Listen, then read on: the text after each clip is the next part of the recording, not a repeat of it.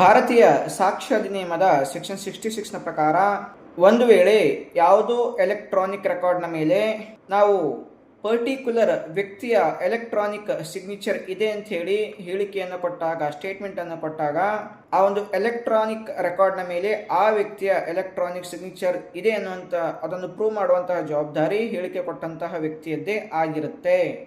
ಯಾವಾಗ ಎಲೆಕ್ಟ್ರಾನಿಕ್ ರೆಕಾರ್ಡ್ಗಳ ಮೇಲೆ secure electronic signature ಇರುತ್ತೋ ಅಲ್ಲಿ ಆ ಸಿಗ್ನೇಚರನ್ನು ಪ್ರೂವ್ ಮಾಡುವಂತಹ ಜವಾಬ್ದಾರಿ ಆ ವ್ಯಕ್ತಿಯ ಮೇಲೆ ಇರೋದಿಲ್ಲ. ಇಲ್ಲಿ ಸೆಕ್ಯೂರ್ ಎಲೆಕ್ಟ್ರಾನಿಕ್ ಸಿಗ್ನೇಚರ್ ಅಂತಂದರೆ ಇದು ಗೌರ್ಮೆಂಟ್ ಅಫಿಷಿಯಲ್ಸ್ಗಳು, ಆಥರೈಸ್ಡ್ ಪರ್ಸನ್ಸ್ಗಳು ಮಾಡುವಂತಹ ಒಂದು ಸಿಗ್ನೇಚರ್, ಇದನ್ನು ಸೆಕ್ಯೂರ್ ಎಲೆಕ್ಟ್ರಾನಿಕ್ ಸಿಗ್ನೇಚರ್ ಅಂತೇಳಿ ಕರೆಯಲಾಗುತ್ತೆ.